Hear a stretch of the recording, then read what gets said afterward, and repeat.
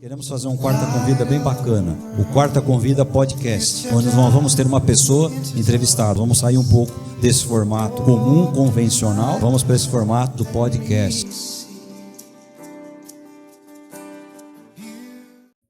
Olá, obrigado por estar conosco em mais um Quarta Convida. Como você sabe, o Quarta Convida é um programa da Igreja Batista Renovada Água da Vida, sede Tremembé, e que uma vez por mês nós temos o nosso ConvidaCast, quando a gente traz alguém para batermos um papo, conversarmos um pouquinho sobre vários diversos assuntos. Nosso Quarta Convida tem um objetivo maior de exaltar a pessoa do Cristo, aquele que é a razão, aquele que é a vida, aquele que é o tudo. Estamos aqui acompanhados aí do pastor Ítalo e do professor Paulo Pescador, professor lá do Seminário Teológico Batista Nacional Enéas Tonini, e é com ele que eu vou começar, pedindo que ele se apresente, quem é o Paulo Pescador, se ele é casado, formação dele, se tem filhos, se tem netos, pescador. Neto ainda não. Graça e paz, meus queridos, é um prazer aqui participar aqui desse programa maravilhoso, que de vez em quando eu consigo assistir aqui alguns episódios muito bons, né? Às vezes dou algum feedback ali pro pastor Omar, falo, rapaz, gostei daquela reflexão tua, aquela reflexão do tempo, né, pastor Omar? E, assim, eu sou atualmente coordenador de educação à distância do STBnet, Seminário Teológico Batista Nacional Enéas Tonini. Então, nós estamos ali dirigindo a parte do EAD, também presto suporte ali na nossa pós-graduação. A minha formação, sou formado pela Mackenzie em administração de empresas com ênfase em finanças. Também tenho 2 bacharelados em teologia, né? Um pela Faculdade Bethesda e outro pelo próprio STBnet. Atualmente, nós estamos fazendo mestrado também, né, em teologia sistemática pelo STBnet também. Tenho uma pós-graduação em apologética também, apologética cristã. Sou marido da minha querida esposa, Rosimeire Pescador, pai da Daniele também, minha filhota, que está aí com 23 anos, trabalhando também, servindo a Deus.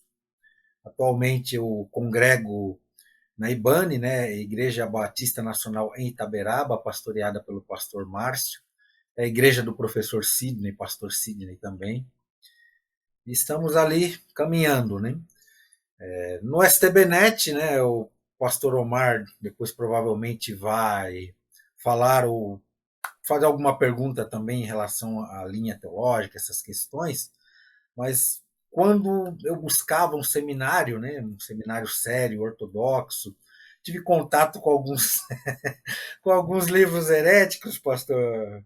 E aí me indicaram um livro do pastor Enéas Tonini, né? Foi o primeiro dele que eu li, o Batismo no Espírito Santo. Estava lendo uns livros ali meio cabeludo, né? Não vou falar autor aqui para não ninguém se ofender, né? Vai que a pessoa goste. Mas tinha umas heresias pesadas aí em relação à questão do Espírito Santo, né? E eu li aquele livro, ele mexeu muito comigo, né? Eu comecei a ler livros do pastor Enéas Tonini e, meu Deus, eu já conhecia o nome dele, né? E um amigo estudava, né? Um amigo, o pastor Marcelo Feitosa, estudava no STBnet, nós lecionávamos juntos numa igreja, e ele falava também, mas quem na verdade me levou para o STBnet foi o pastor Elias Soares de Moraes, né? Um debatedor também aí também do Vejam Só, ele sempre está ali presente aí nos debates, no ensino da palavra, e ele falou, poxa, eu já estudei no STBnet, você tem que ir estudar lá. E foi ele que me vendeu o livro Batismo no Espírito Santo também, né? Falou, não, é esse aqui que você tem que ler, né? Na época e foi assim que eu conheci o STBnet. Eu fui ver a linha teológica, já estava fazendo um seminário sério também, muito bom. Acabei o seminário, fui para o STBnet, eu era muito fominha por estudo, ávido em aprender, né? Porque uma coisa que eu gosto não é apenas ter o diploma, quero ser isso, não. É aprender. que é uma coisa séria, e isso para os alunos é muito importante saber. Tudo aquilo que você aprender, não pense que você vai guardar. Deus vai te usar em tudo que você aprender da sua palavra. Então foi algo que, assim, eu ávido em estudo, acabei um bacharelado, já entrei em outro, e Deus foi me desenvolvendo aptidão de escrita, de pesquisa, né? Então acabei escrevendo alguns livros também, não publicados, porém registrados, né? E é isso, a linha teológica do Seminário Teológico Batista Nacional me atraiu bastante, por quê? É um seminário de linha ortodoxa, ou seja, um seminário que crê na Bíblia como a genuína palavra de Deus, diferentemente de muitos seminários aí e instituições que infelizmente se desvirtuaram, caíram para o liberalismo teológico, né? E é um seminário bastante sério, né? Bastante sério. E isso, assim, me edificou muito também. Minha experiência de 4 anos ali foi uma experiência muito boa, né? Então, nós temos um curso presencial fantástico. Estamos com as matrículas abertas. Nós convidamos vocês a conhecerem. Assistam a aula lá como aluno ouvinte. Vocês vão ver o nível dos nossos professores. É algo realmente fantástico. Vou parar aqui, pastor Omar. Aí, senão eu acabo falando demais, vou longe, né? O pastor Ítalo, que está aí conosco, e o Paulo Pescador são filhos do seminário. Foram alunos. Eu fui aluno lá, a primeira turma do bacharel em teologia, já fazem alguns aninhos aí, né? Então, nós temos aqui 3 filhos da casa falando da casa. 3 filhos formados pela casa. Vocês agora estão fazendo o mestrado, não é isso? É isso que eu ia falar. Continua aluno. Nesse momento, sou aluno novamente. Aluno, né? Eu fiz o mestrado lá também. Não me lembro se a minha foi a primeira ou a segunda turma do mestrado também, né? Do saudoso Dr. Paulo de Souza Oliveira. Você falou aí do Elias Soares, né? Estou vendo aqui um livro dele aqui na minha prateleira. É um livro dele aí. Elias é um amigo querido, né? Então é assim, nós temos muitas histórias e para que você que está nos acompanhando hoje fique sabendo, o conteúdo é muito importante e muito vasto, muito complexo. Então nós resolvemos dividir esse ConvidaCast em 2 etapas. Hoje é como se a gente estivesse dando um gostinho para você entender um pouquinho o que é o ensino teológico, o que envolve o ensino teológico. Vamos falar pouquinha coisa sobre o ensino à distância, que é uma grande tendência do ensino no Brasil, eu creio que no mundo inteiro, né? E em fevereiro, com a graça de Jesus, o nosso primeiro ConvidaCast já está agendado com o professor Paulo Pescador, para que aí sim a gente possa aprofundar um pouquinho mais no ensino à distância. Então fica essa dica para você. Hoje vai ser um ConvidaCast um pouquinho mais enxuto, né? Onde a gente vai conversar um pouquinho sobre o panorama geral do ensino teológico, da importância do ensino teológico no Brasil, do ensino teológico para a formação do cristão. Então, o Paulo Pescador já deu uma boa introdução daquilo que ele buscava como um seminário teológico e, pela graça de Jesus, né, Paulo, foi parar lá dentro do Seminário Teológico Batista Nacional Enéas Torino, né? Pastor Ítalo, quer fazer uma pergunta para nós prosseguirmos? Eu queria começar perguntando, dentro do tema que a gente propôs, então. Pescador, o que você pode comentar sobre a importância do ensino teológico para a igreja? O que você, estando há tantos anos coordenando, né, como coordenador do curso EAD do seminário, portanto, então, muitos anos tendo contato com membros de igreja que estudam, né, ou visando um auxiliar como uma liderança, um pastor, né, ou visando aprimoramento, a partir dessa experiência que você tem, né, de aluno e de coordenador, professor também, o que você pode comentar sobre a importância do ensino teológico para a igreja? A importância, ela é assim, ela é até algo assim bem claro, né? O que acontece? Um pastor, na minha opinião, ele jamais deveria ser ordenado sem o conhecimento teológico, uma vez que a responsabilidade que Deus colocou sobre as suas mãos e o contexto que nós vivemos, né, o contexto evangélico, não digo só brasileiro, não, mundial, né? É algo que, assim, há muito problema dentro, há muita questão de distorção, há muita questão de falsos mestres, falsos ensinos, ideologias que têm, infelizmente, entrado nas igrejas e influenciado negativamente, né?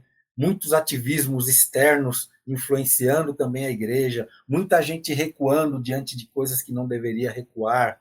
E para um pastor, acho que eu não precisaria nem falar da importância do estudo teológico, mas aí a pessoa pergunta: mas é só para o pastor? Só para o pastor, pastor Ítalo? Não, né? Evidentemente que não. O membro comum de igreja precisa ter o conhecimento teológico também, pelo menos o mais básico, né? Porque ele vai ter questões que ele terá dúvida, e não que a teologia vai tirar todas as dúvidas, até muitas vezes é até o inverso, você vai sair até com mais dúvidas, né, a respeito de muitas coisas menores, mas você vai sair com muita certeza a respeito das questões centrais da fé. E há um perigo muito grande de desvirtuação das doutrinas centrais do cristianismo também, né? Que tem feito, inclusive, algumas ditas igrejas aí serem consideradas por muitos apologistas cristãos como sendo seitas hoje em dia, né? Porque desvirtuam doutrinas centrais do cristianismo. O que são as doutrinas centrais? São aquelas doutrinas que toda a igreja unanimemente crê, né? Cuja a distorção ou negação desvirtua, descaracteriza o cristianismo, né? Então, são doutrinas que realmente são inegociáveis, né? Então, são doutrinas que não podem ser desvirtuadas. Essas doutrinas centrais, elas vão se firmar cada vez mais no coração daquele que estuda a teologia. Outra questão envolvendo a teologia. Hoje em dia, nós vemos o liberalismo teológico batendo de várias formas na Bíblia, tentando desacreditar a palavra de Deus. Porém, aquilo que eles chamam de ciência, que eles veem como crítica, não, a alta crítica, que não sei o quê, muitas vezes eles estão usando meios subjetivos, que contraria todo o processo e todo o método científico, para tentar desacreditar algo concreto e objetivo. Mas como assim, subjetivo? Por exemplo, tal questão foi inventada pela igreja e inserida na Bíblia. Isso daqui, esses milagres aqui, essa coisa.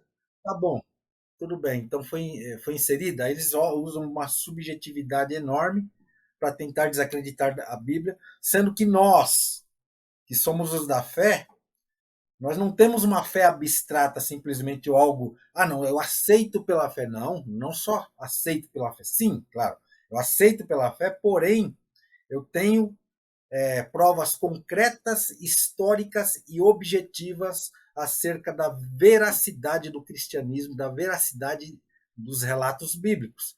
Quais são essas provas? Os manuscritos. A Bíblia, ela é o documento antigo mais bem comprovado na história, ou seja, não há documento que tenha maior comprovação histórica, tanto em número de manuscritos como em relatos também externos, né, do que a Bíblia.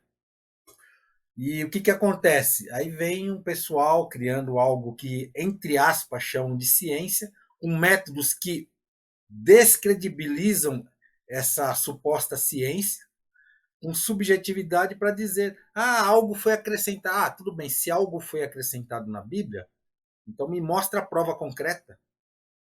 Qual seria a prova concreta? Me mostre um manuscrito que não tem esse algo, então. Mas tem um aqui. Tudo bem, houve uma corrupçãozinha textual aqui, o manuscrito se desgastou, só que nós temos mais 3.000, 5.000 comprovando que aquela... Né?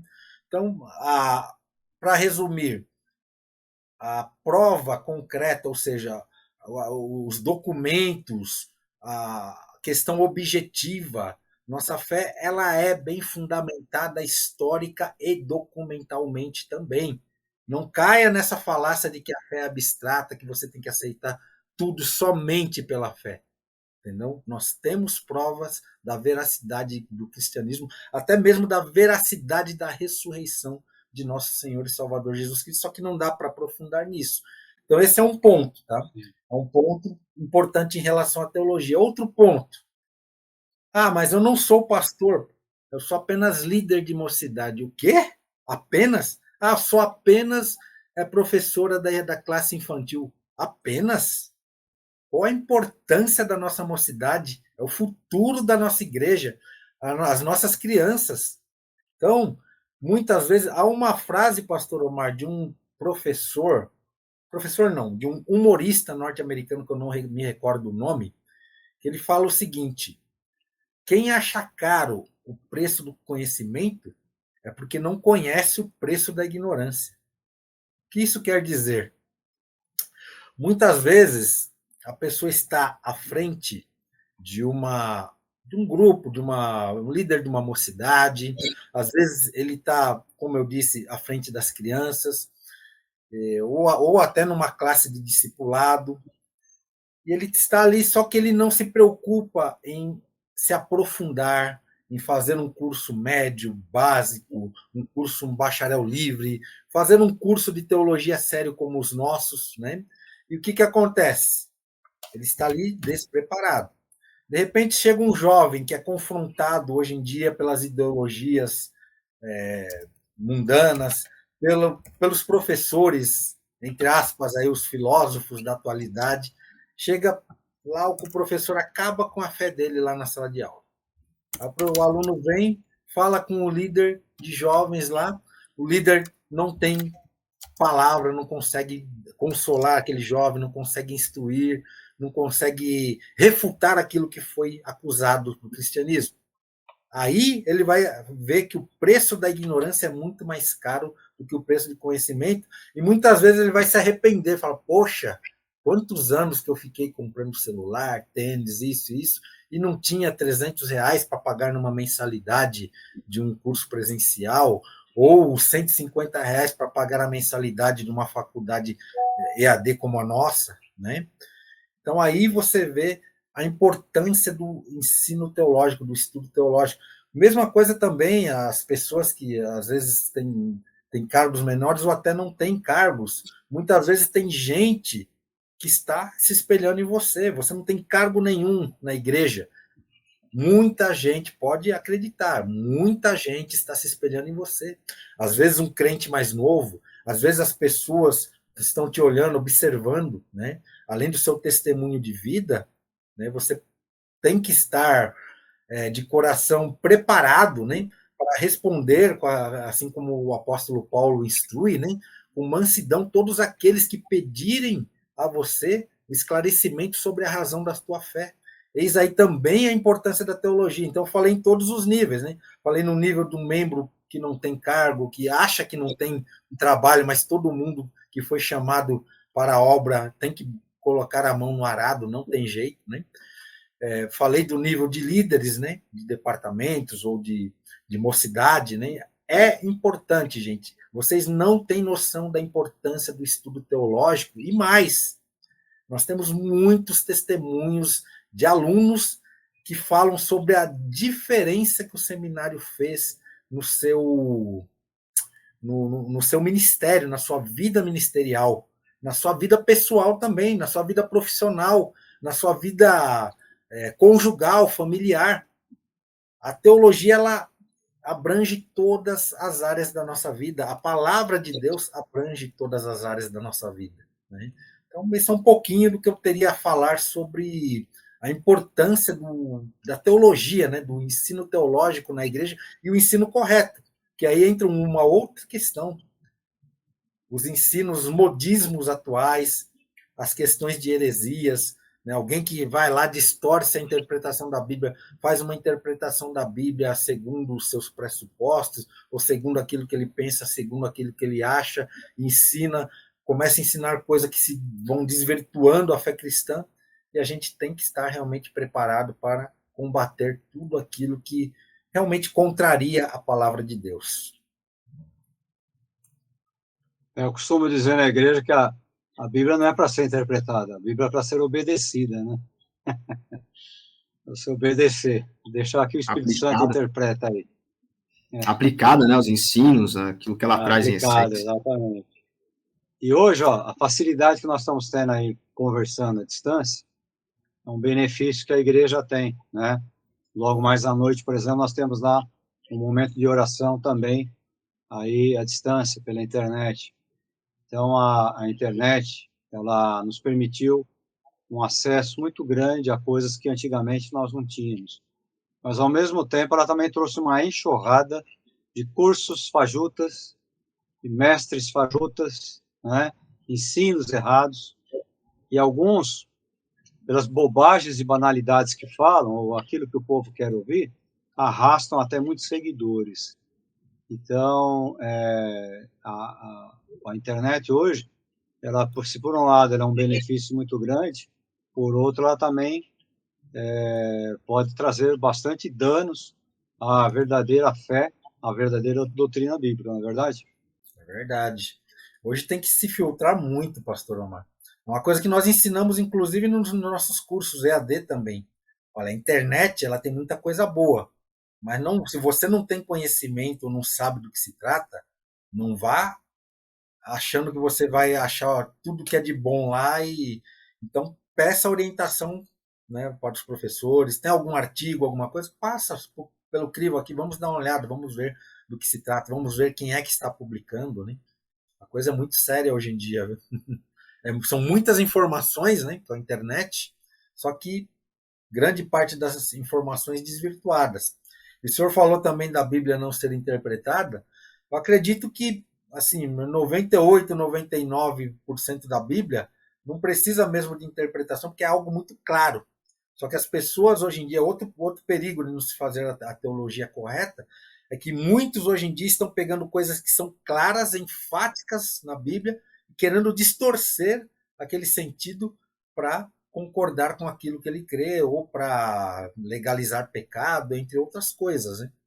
Então a gente tem que realmente ter essa noção, né, teológica, né, esse conhecimento, essa noção, esse senso crítico aguçado. E quando a gente fala que senso crítico, não é crítica no sentido pejorativo, no sentido de criticar por criticar ou de depreciar algo, não. É crítica no sentido analítico. Nós devemos ter os olhos analíticos, né? Devemos analisar tudo hoje e reter o que é bom, conforme a Bíblia nos ensina. Uhum. Pastor Ítalo, tem mais outra pergunta? A respeito do ensino à distância, pescador, você que é coordenador, né, de ensino à distância do seminário, tem muita gente que acha assim, eu me dou melhor tendo o professor na minha frente, lá passando a apostila, escrevendo e tal, nem vou tentar o ensino à distância. Eu pessoalmente acho isso um erro, né? Porque é como a gente estava falando agora, a internet, ela tem o seu lado ruim, no sentido de dar voz, dar publicidade, né? Dar um alcance muito grande para pessoas que estão falando mentiras aí de todas as formas possíveis, né? Política, econômica, religiosa também, né? Mas a internet tem a facilidade de fazer o que a gente está fazendo aqui, né? Conexões em diferentes lugares ao mesmo tempo e a produção de conteúdo. A gente está produzindo um conteúdo para o YouTube para pessoas que vão consumir esse conteúdo aqui, vão aprender, vão ter insights, né, ideias a partir do que a gente está falando, vão ser incentivadas a, quem sabe, iniciar uma nova etapa na vida com o estudo de um assunto diferente, que é a teologia, ou conhecer melhor a sua fé. Então, eu não concordo com a ideia da pessoa falar, nem vou tentar fazer o EAD, porque eu me dou melhor com o professor ali, pegando na minha mão e me fazendo, digamos assim, escrever. O que você pode, com a experiência que você tem no ensino à distância, falar para esse tipo de pessoa que enxerga dessa forma, que pode estar nos assistindo aqui agora e pensando, mas o EAD para mim não dá, porque é difícil, porque o professor está longe, porque eu preciso do contato pessoal, etc. como que essa pessoa pode ser, como que o ensino à distância ele alcança essa pessoa, em quais benefícios ele traz, né? O que a gente pode falar, né? Contra-argumentar, digamos, a respeito dessa ideia, que eu ouço muito. Assim, isso é uma questão de modalidade, né? Nós temos aqui hoje basicamente 3 modalidades, que seria a modalidade presencial, a modalidade híbrida, seria a parte presencial, parte à distância, e a modalidade EAD. A primeira coisa que eu gosto de fazer quando eu vou responder essa pergunta ou algo parecido, né, que às vezes as pessoas, é diferenciar um pouquinho o EAD da EAD. Como assim o EAD da EAD? O ensino à distância da educação à distância, né? Ensino à distância são recursos de transmissão de conhecimento à distância isolados. Um livro, por exemplo, uma videoaula, você assiste, né? São recursos de ensino à distância. As epístolas, a Bíblia, né? Tem uma distância temporal, uma distância cultural, uma distância geográfica, né? A educação à distância, ela é um conjunto de fatores integrados, recursos, tecnologias, materiais didáticos, atores que seriam aqueles que atuam, né, os alunos, os professores, os tutores, tudo isso integrado em um AVA, ou seja, em um ambiente virtual de aprendizagem e um portal pedagógico que integra todas essas funções. Então, ela acaba sendo complexa, né? A educação à distância, por exemplo, ela, segundo a portaria, agora não me lembro se é 5622 de 2005, acho que é isso, a educação à distância passou a ser uma modalidade de ensino, né? Ela passou a ser considerada uma modalidade de ensino. Dito isso, eu entendo e também discordo dessas pessoas. Por que eu entendo? Porque eu também pensei assim. Exatamente na época que antes de eu assumir o EAD aqui, eu comecei a fazer um curso à distância. Era um curso bom. E aí começou a me mistificar, né? Eu que sempre gostei de estudar, e a primeira faculdade que eu fiz também foi EAD, né? E foi uma boa faculdade também, de teologia, tá? Minha primeira teologia. E aí o que acontece? Uns vão pensar, aí tem alguns mitos envolvendo a educação à distância. Será que é mais fácil? Será que é mais difícil? Né? Será que é inferior, é superior? Será que depende como é que chama ali, da afinidade do aluno? Então, tem várias questões envolvendo essa situação do aluno, às vezes, não gostar do EAD. E tem outra questão também. O EAD ele ficou muito mal visto porque os primeiros cursos EADs eram cursos fracos, ruins, tá? Feitos ali sob escala, ou seja, eles jogavam conteúdos pequenos e jogavam aquela demanda de curso para vender, barateando e jogando. Eu quero é vender curso, não importa a qualidade. Aí muitas vezes a pessoa fez um curso à distância ruim, ou ouviu alguém que fez um curso ruim e acha que tem esse problema. Agora, a questão de afinidade com modalidade, isso pode variar de aluno para aluno, mas toda afinidade ela é desenvolvida.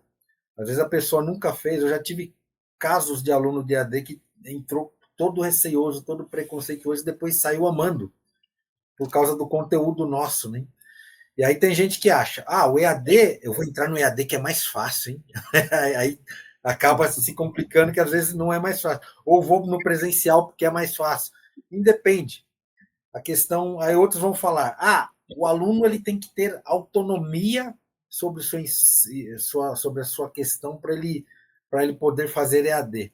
Isso são tudo mitos, tá? Porque a autonomia, até de acordo com os princípios pedagógicos, ela é algo desenvolvida dentro do processo educacional. Ela não é algo que o aluno, eu nasci autônomo, a autonomia é inata em mim, então eu já vou. Não, ele desenvolve.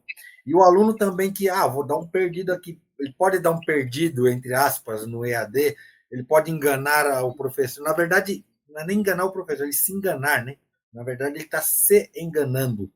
Então, eu posso enganar o professor no EAD, posso enganar no presencial. Eu posso dizer que eu fiz uma leitura e declarar sem ter feito em uma ou em outra modalidade. Então, o que vai diferenciar aí, Ítalo, é se o aluno ele é dedicado, se ele tem uma postura, né? Se ele tem uma disciplina de estudar, né? A diferença é que no ensino presencial, isso eu estou falando com relação à transmissão de conhecimento, tá? No ensino presencial, o professor direciona as atividades e os períodos. Você vai fazer um trabalho, vai entregar tal hora. Num EAD assíncrono como o nosso, é o aluno que tem que gerenciar isso. Então, ele pode cair numa armadilha EAD de deixar as coisas para a última hora e depois não ter tempo de concluir, né? É uma armadilha que ela pode... Acontece muito no presencial também, né, pastor Omar? O aluno, me dá um prazinho a mais, né? Poxa, mas eu te dei um mês para fazer o trabalho, né? E aí, uma questão importante em relação à questão da educação à distância, né? Tem gente que fala, às vezes, uma questão de discipulado. Mas o discipulado ele é melhor no presencial. Não o discipulado em si. O que é bacana no presencial? E eu vou falar uma coisa. Eu for fazer um curso, eu, pessoalmente, prefiro presencial, no caso, teologia, tá? Não em outras áreas, porque eu gosto de tomar o meu café com os irmãos e almoçar, trocar ideia, ter aquela comunhão, mas o primeiro ponto, ou algo assim que eu mais priorizo é a aquisição do conhecimento, não é bem a comunhão. E comunhão a gente tem na igreja também, né?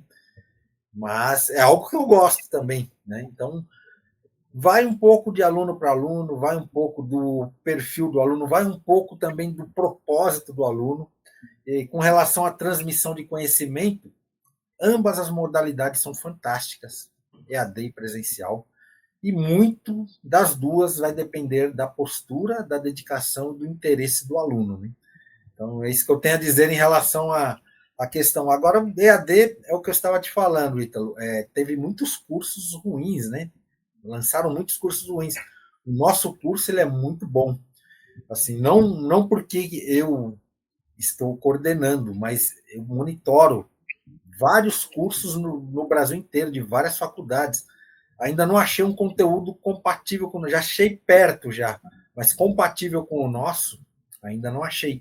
Até a própria professora Márcia Zoner, ela pode falar um dia aí também, quem quiser ter interesse, falar com ela me ajuda a monitorar esses cursos. Eu já matriculei ela em cursos para ela verificar o conteúdo, tudo.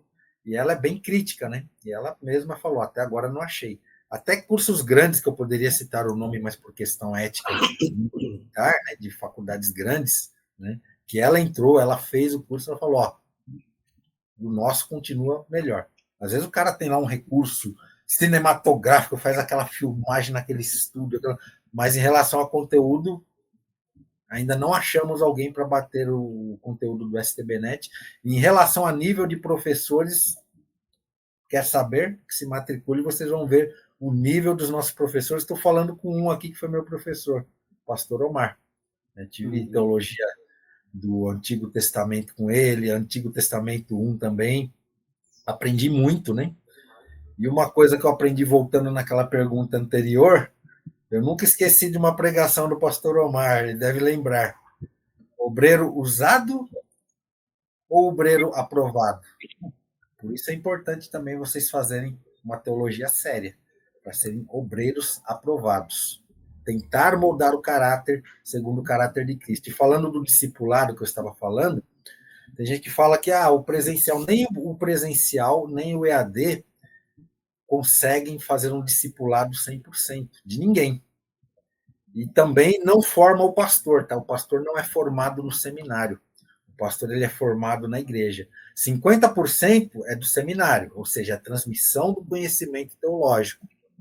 Os outros 50% é o pastor titular da igreja quem deve acompanhar ali para buscar aplicar aquele conhecimento que ele adquiriu no seminário para ele moldar o seu caráter segundo o caráter de Cristo, passar a viver segundo aquilo que ele aprendeu, ou seja, praticar em sua própria vida e, consequentemente, na vida daqueles que estarão aos seus cuidados, né?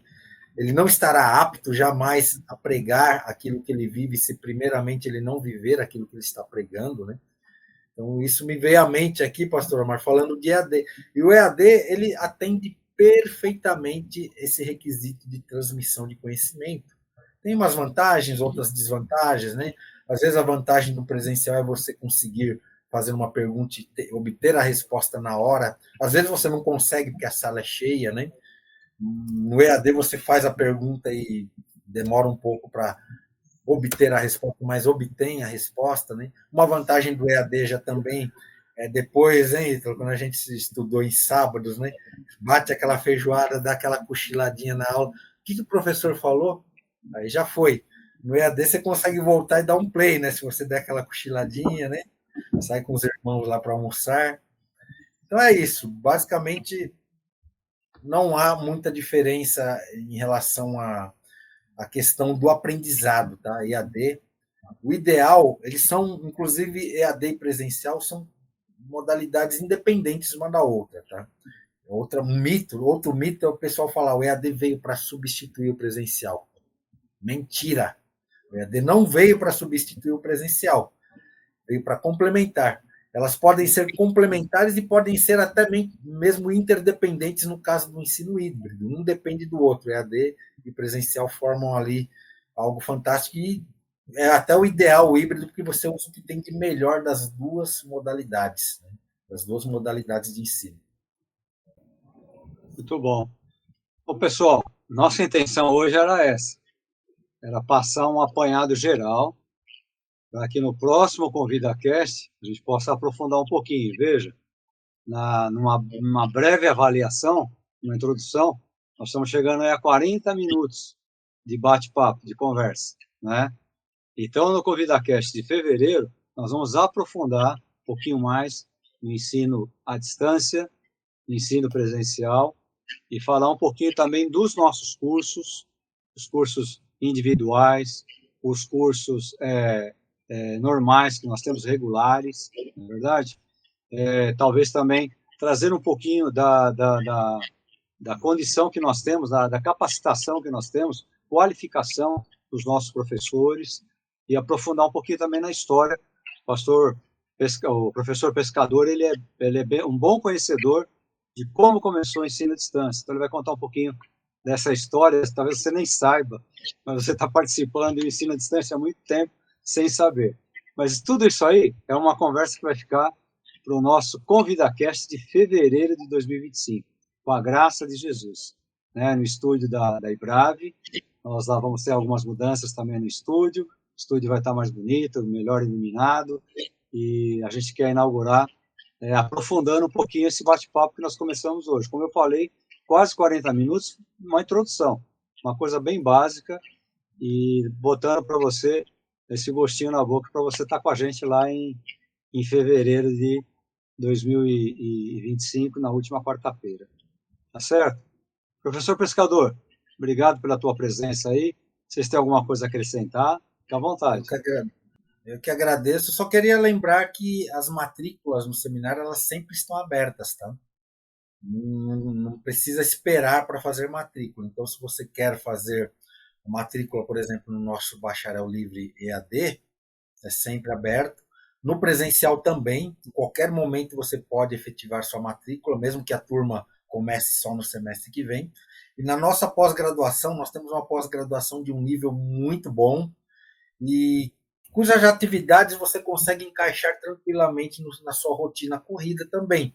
E você pode entrar em qualquer mês também na nossa pós-graduação, tá? Ela permite que o aluno entre em qualquer mês. Então está aí o convite feito a vocês aí, matrículas abertas no STBnet aí para todas as modalidades e todas as nossas formações. Você pode fazer pelo site, pelo telefone direto, não é isso? Eu coloquei o WhatsApp aqui, o pessoal entrar em contato se quiser. Que legal, ótimo. Agora você secretaria, né? Mas tem também o site. Quem quiser entrar no site, dá para mandar lá a solicitação de matrícula pelo site também, em qualquer um dos cursos, em qualquer uma das modalidades. Maravilha, perfeito. Obrigado, pastor Ítalo, pela assessoria, pela participação. Obrigado, professor Pescador. Amém. E a você que nos acompanhou. Amém. E a você que nos acompanhou aqui, fica reforçado o convite. O ConvidaCast de 2025, fevereiro, a última quarta-feira, será nosso primeiro ConvidaCast do ano 2025. Em janeiro, nós vamos ter uma série especial, é uma série de férias do Quarta Convida, serão reflexões bem abreviadas, 8 minutos, 10 minutos. E agora, em dezembro, nós vamos entrar um pouquinho, não tem outro assunto, né? A nossa série será Natal. É uma festa cristã? Então, a gente vai abordar alguns aspectos interessantes daquilo que envolve o Natal, né? Os símbolos, que são considerados por muitos símbolos ofensivos ao cristianismo, né? Árvore de Natal, Papai Noel. Vamos conversar um pouquinho sobre essas coisas no Quarta Convida do mês de dezembro. Tá ok? Então, muito obrigado você que nos acompanhou e que Jesus esteja guardando a tua vida, Jesus esteja guardando a tua casa, teu trabalho, teu comércio, teu escritório, teu consultório. Jesus guarde a tua vida, a tua família. Queremos fazer um Quarta Convida bem bacana, o Quarta Convida Podcast, onde nós vamos ter uma pessoa entrevistada. Vamos sair um pouco desse formato comum, convencional, vamos para esse formato do podcast.